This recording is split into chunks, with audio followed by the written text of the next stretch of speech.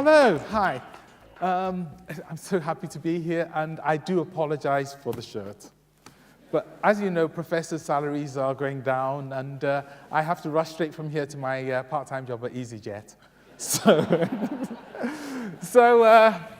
first of all, let me just tell you what happened when I was asked to speak at this conference. I had a very fascinating and quite amusing moment.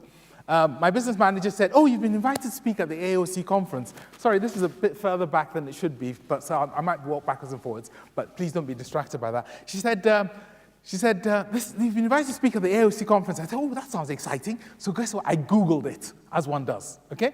And when I Googled it, what I found was this. Let's just see.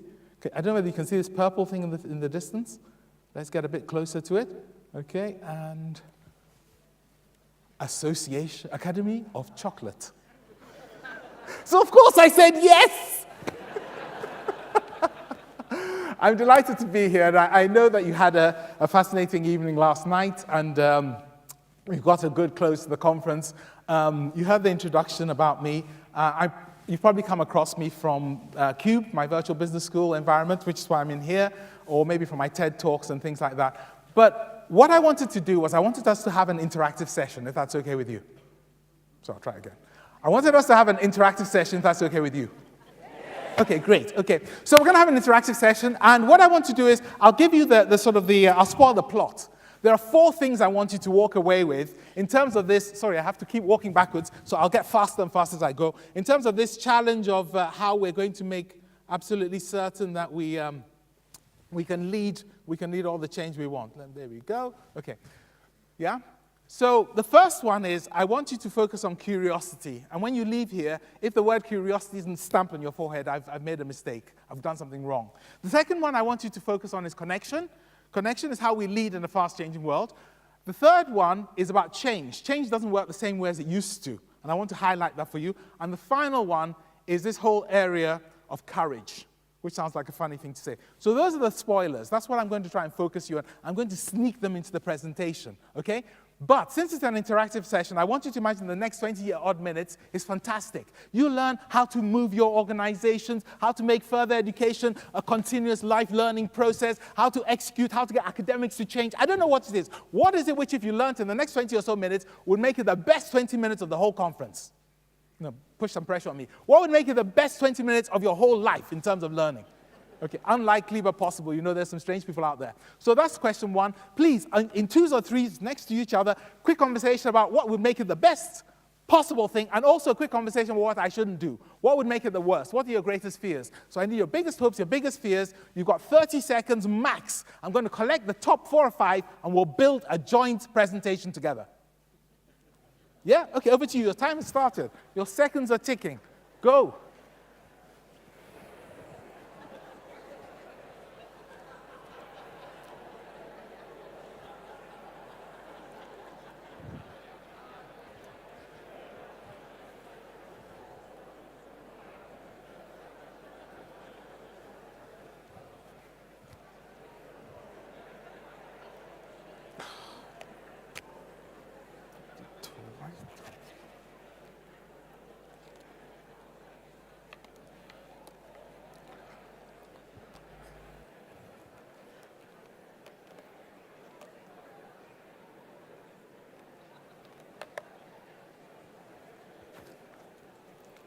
About 5 seconds left.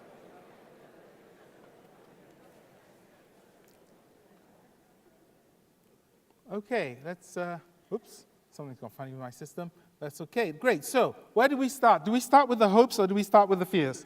What would you like to start with? Hopes? Now, this is where it gets interesting. I was scared when they moved the computer around that they would break everything, and I think they have. Yep, they've broken it. I did warn them. They didn't believe me. I'm going to have to adapt. Adapt and overcome. That's never good, is it? That's never, ever good.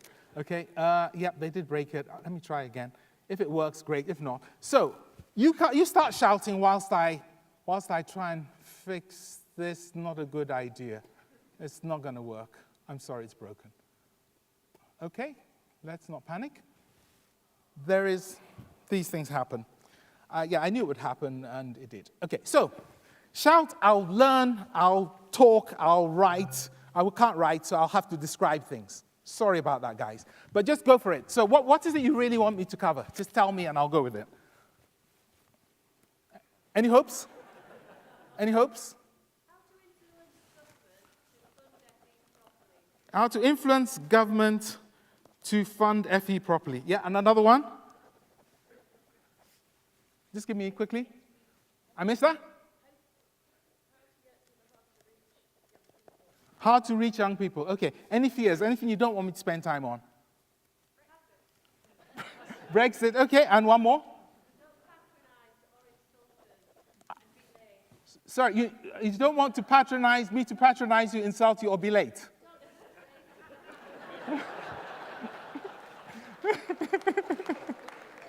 Okay, I'll do that. I won't talk down to you, I promise. Actually, it's hard. You're higher than I am. Okay, great. So let's make a start.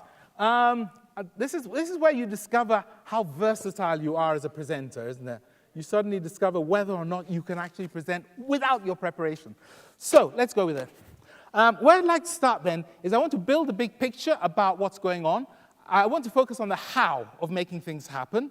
I'll have to just describe things because I can't illustrate them properly, but I'll do my best. First place I'd like to start then is just setting context of the world we're in. You heard from Andreas earlier about one of the challenges being the pace of change and the complexity. I had a funny experience. I went to a conference by Gartner, and there was a futurist talking about the future, and he was saying, well, in 2050, this is what's going to be happening, and the world's going to be growing, blah, blah, blah, etc. And he was describing how you wake up in the morning extra early because your computer had woken you up, and having been woken up extra early by your computer, what would happen then is that it would then make sure that the right food was ready for you because the Internet of Things would have worked out what eggs you need, and then as you're going to the train station, as you're approaching the train, it knows you're coming. So the net result of that is they add extra train carriages on, and while you're in the train doing your work, your office knows it's coming, so it opens the windows, closes the windows. He's describing all these wonderful things, and then he says, and finishes off the whole conversation with about 1,000 people in this room. He says, and then you go into the office, and you go to your meeting. And I went, ha, ha, ha, ha! And I was the only person, 1,000 people. You get the joke, though, don't you? You do all that technology to go to a meeting. You could have done that anyway, couldn't you? You don't need all that technology to go to a meeting. Why was this guy who was a futurist talking about going to a meeting? I'll let you in on the secret. The secret is very simple. He's stuck in his formatting.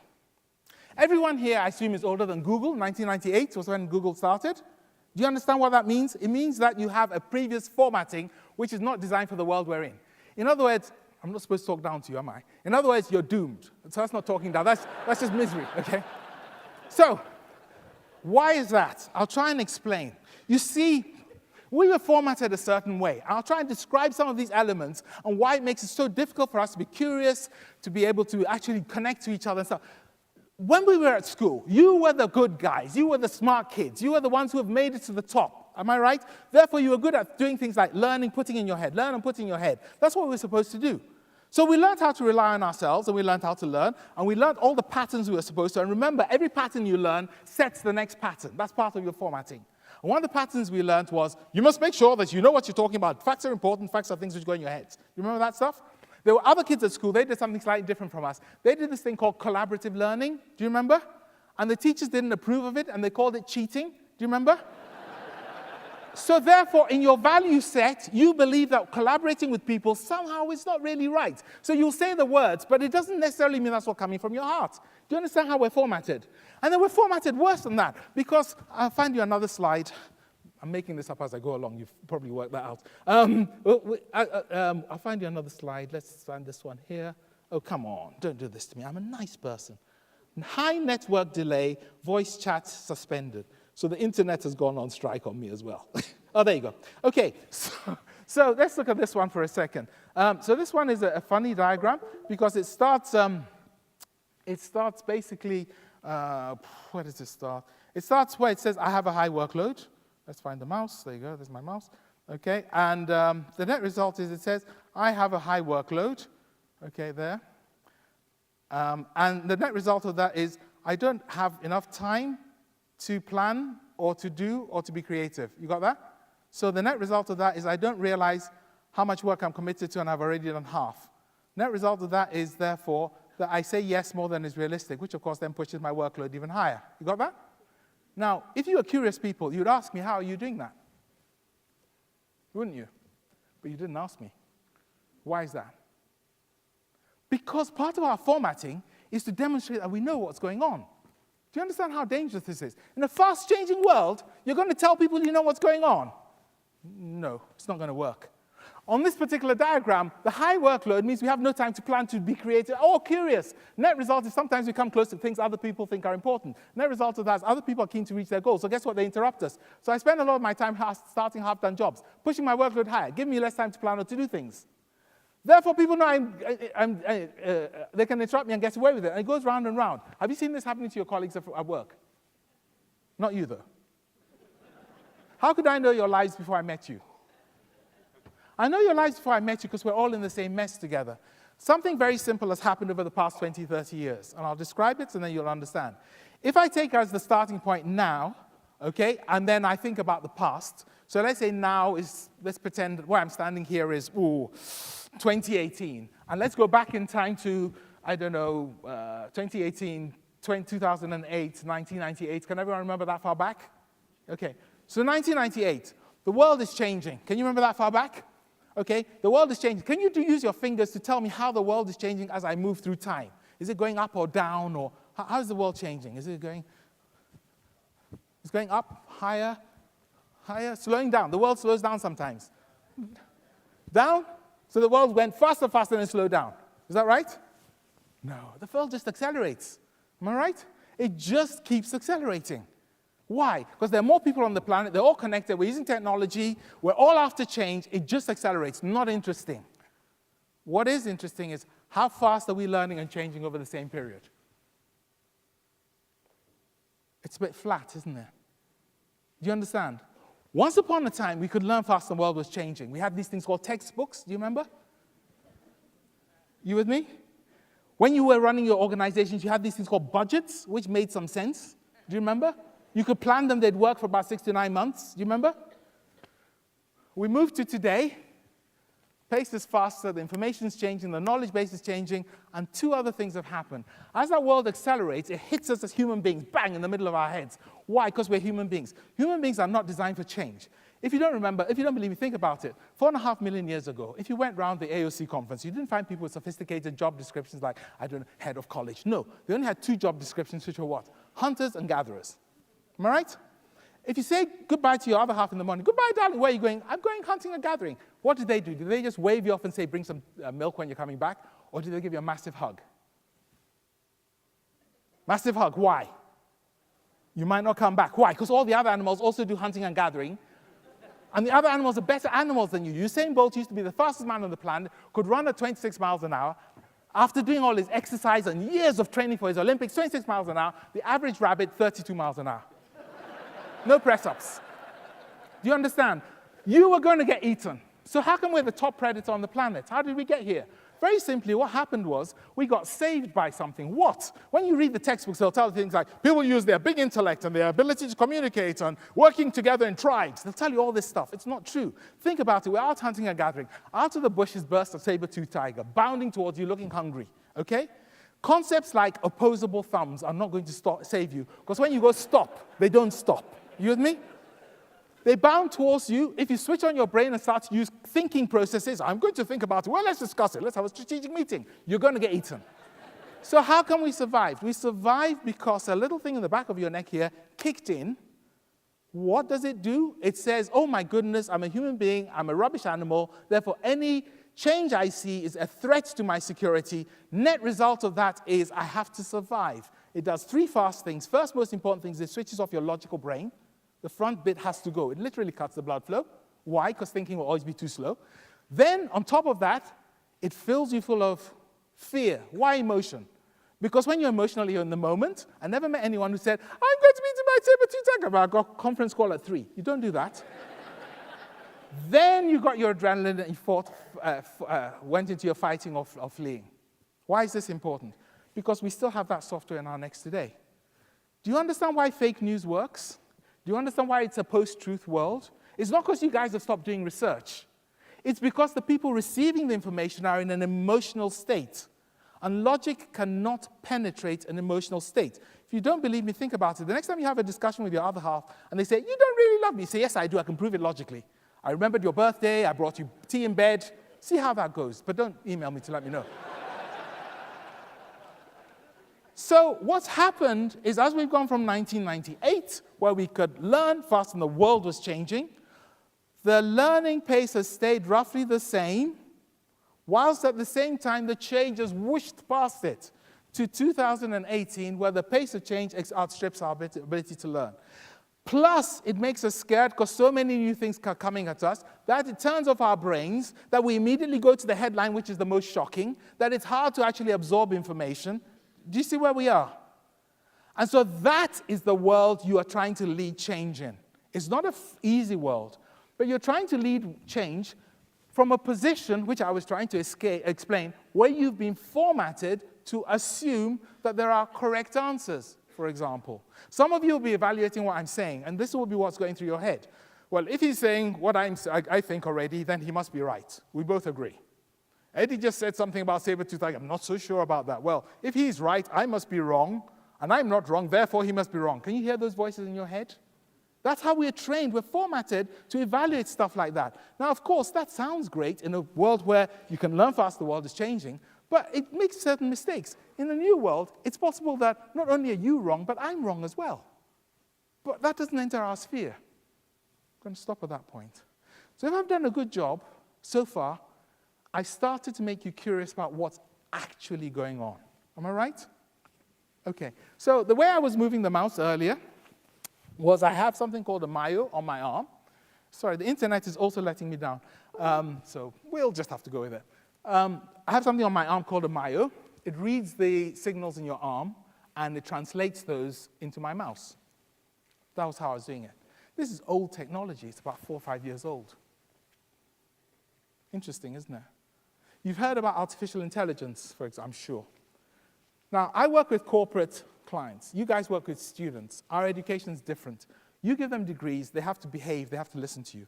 We can't give them degrees, it's executive education. So if they don't like it, they can be really rude to you and get away with it, okay? So what's fascinating is for the clients I work with, when they look at things like skills gaps, you're thinking about how do we plug the skills gap? How do we get investment from government to plug the skills gaps? How do we get the young people to the areas they want? That's what you're thinking. Do you know what many of the employers who I work with think strategically? They just see it as a problem. Their problem is they don't have the skills. They have two options. They can either skill people up, or they can take away the skills from the human beings. Two options. They're going to choose one or the other. In skilling people up, that's what we want. But they haven't got the time to skill people up. So they think of other ways of doing it. They go, can I use AI to get a normal person to be a super salesperson by having a little earpiece in their ear which tells them what questions to ask? You with me? So I don't train them and then put them into the job. I guide them on the job. I enhance the person in their role. Then the other one they're thinking is, well, maybe we could just get the technology to do all of it. So that's your market competition. Your competition is no longer the education sector. Your competition is everything else which provides answers to people in real time.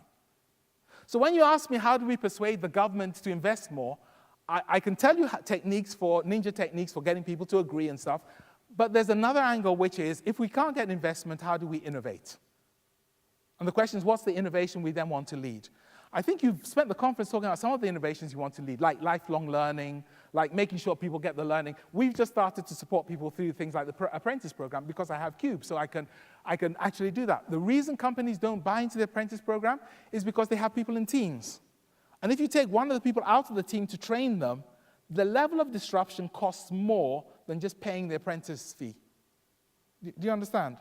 So what we do is we say, we've got a virtual world, they'll stay in their office, they'll stay at their desktop, they'll have an avatar, and they'll be in connection with everyone else. There, you see, you didn't get the interaction and the disruption. So that's where I'm going to stop. I'm going to stop for a second.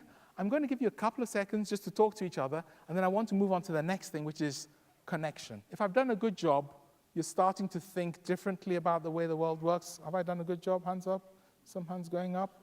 Good, okay.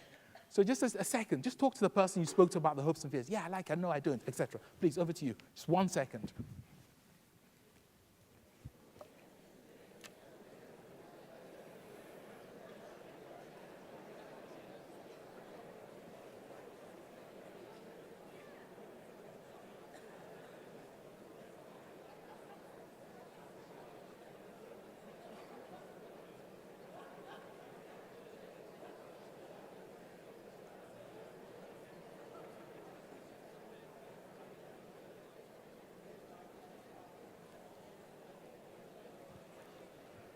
Okay.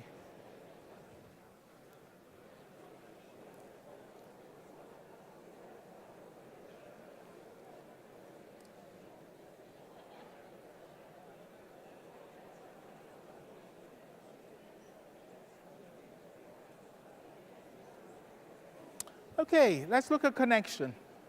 The second thing which messes up our formatting, okay, apart from the curiosity, the fact that we want to show that we know everything, is our ability to connect.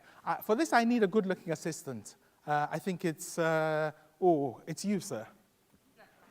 Can you be my good-looking assistant? I just need you up here. Applause for my good-looking assistant, just high speed. Okay, while he's coming up here,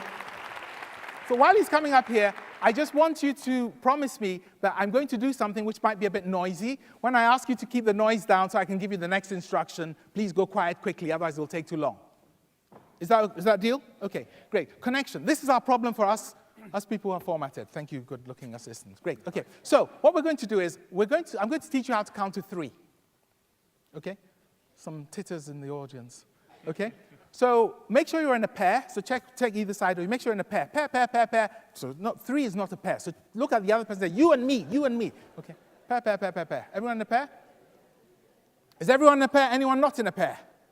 Make sure, maybe even behind you. Great, cool. Okay, so we're going to count to 3, but we're going to do it collaboratively. It'll work like this. I'll say 1, then you say 2, then I'll say 3, then 1, 2, 3, and we'll go as fast as we can. So please stand up and let's go as fast as we can. Stand up, go as fast as you can. 1, 2, 3, 1, 2, 3, 1, 2. Watch them, they can't do it either. They can't do it. Pathetic. I'll give them a couple more seconds. Stop! Pathetic! Stop! Look, I'll make it easier for you. Forget the number 1. Can you remember? Forget the number 1. Replace the number 1 with a click. So it goes click 2, 3, click 2, 3. As fast as you can. Try it and see. 2, 3, 2, 3, 2, 3.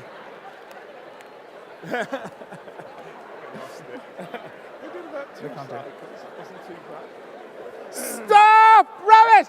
Can you remember the number 3? I beg you, just remember 3, okay? Replace click with 1 with click, 2 with a clap, and then 3. As fast as you can. Go. 3. 3. 3. 3. Oh, not bad. Watch it. Rubbish! Stop! Embarrassing! Look!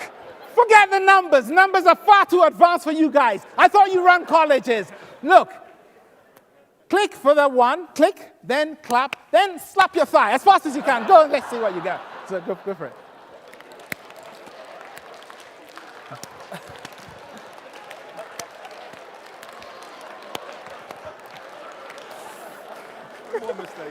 Pathetic, stop! Can you, last round. Can you go back to doing that 1, 2, 3 and see what's happened to you? Just go back to 1, 2, 3 and let's see what's happened to you. Try 1, 2, 3, 1. 2, 3, 1, 2, 3, 1, 2, 3, 1. You're much better. Congratulations, applaud yourselves, and my good-looking assistant. Thank you very much. That's great. Okay, can anyone explain to me what happened there? Can anyone explain to me what happened there? Why couldn't you count to 3? It's your formatting. Okay? If you're older than Google, you believe certain things. You believe that the knowledge should be in your head. You believe that you must present yourself as part of the package. So you're always in output mode. So when I say count to 3, you go, knowledge, I know that. 1, 2, 3, haha, it is an idiot. Okay? That's what went through your head. Okay? But you didn't know I was going to get you to do it collaboratively with connection with the other person. So I got my good-looking assistant, I demonstrated it, and then you stood up to do it. And you went, well, 1, 2, 3, I can do that. But you stood in your pair, slightly awkward, am I right? And you did the polite, well, do you want to go first? No, you go first. And so you go, oh, right, then I'll go first. And you went 1 with a perfect 1. And you were so pleased with yourself, you were going, yay, okay? You're not listening to the other person. They're now worried because you've gone. In fact, they're a bit fed up because they wanted to go first. So they spluttered 2, but they got it. So they're so happy with themselves. You're not listening to them. They're not listening to you. You go 1, 2, and then I got you to relax.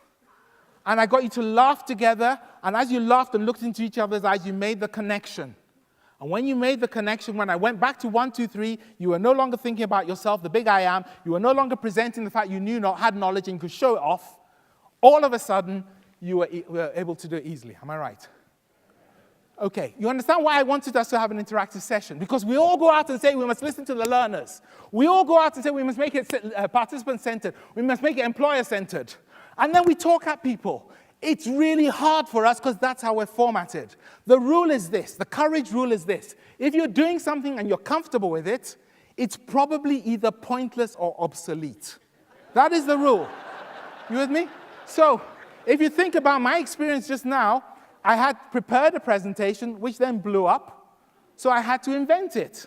And for a few seconds, I thought, oh, this is really bad. And then I thought, opportunity for a new session. And it takes me a while, because I'm also an oldie.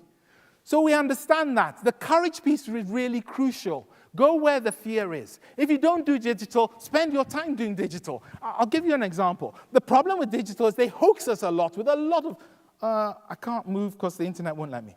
I would have shown you, but I'll describe it verbally. Have you seen those pictures of drones delivering pizza? Everyone seen that? Okay, so drones delivering pizza. What do you think? Does it make sense? It's a hoax. What they're relying on is, remember, pace of change slow, people understanding, pace of change speeding up, people's learning, falling behind. They're assuming that they can tell you stories, but you don't understand them. I was a teenager once. Pizza flying over my house had a special name. It was called free pizza. You know, the idea of a drone or an autonomous car driving through central London, nobody knows what's inside. ISIS still exists, by the way. It's not going to happen. Are you with me? And if it does, it just takes one explosion, and we go, oh, my goodness, is it wise to let things just wander through our cities? Do you get it? These are hoaxes. They told you that learning should be everywhere. It should be mobile. Do you remember that? And they tried to persuade us to produce all these mobile learning apps. Have you ever tried learning? Do you know how hard it is? I mean, so learning is hard, and now I'm going to sit on a noisy tube train and learn. No, of course not. Do you understand? So one of the things which is also really quite crucial is this necessary need to actually take the courage to go against the grain. Most of what you hear directly is marketing. You have to step back, find out what your people really want through your connections, and then deliver it. So the last thing I'm going to comment on is about change. And in terms of change, yes, I do. Okay, in terms of change, there's just one element which I'd like to pick up, which is change isn't the same as it used to be. Traditionally, because we could learn fast the world was changing, if something new came along, we had time to understand it and learn and work it out. I would call that painting by numbers. Like those books we used to have as kids, you follow the structure, you follow the pattern, and all is good. Am I still blowing up? I'll find a nicer, yeah, we're not going to get there. These things happen. Yeah, so, yeah, just put the video on me, because that's not going to happen. We broke it when we moved it. It's done. Okay. Yeah. So that's that end of the spectrum. As you move away and the world starts moving faster, sometimes you know what you're going to do. Sometimes you know how you're going to do it, and you start to work. We must get more foreign students. You get a goal, and you try and work towards it. Have you got that? And then you move towards today, where you know something should be done. It should have been done yesterday. It needs fees and funds you don't have. It needs to be done fast, but you're not sure what it is. This is what I call foggy change. That end is very structured. This end is very unstructured. The feeling you should get in your gut is at this end, you should feel comfortable, not requiring any courage, and at this end, you should feel quite panicky and scared. If you are doing and working on stuff which doesn't make you feel panicky and scared, you're working on the wrong stuff.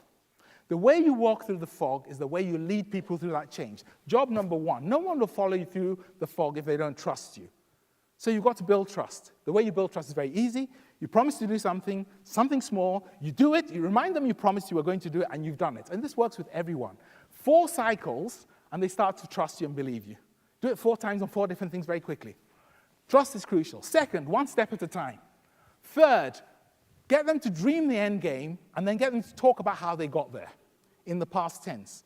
When people imagine something which is coming, they form an attachment to it and they believe it can happen.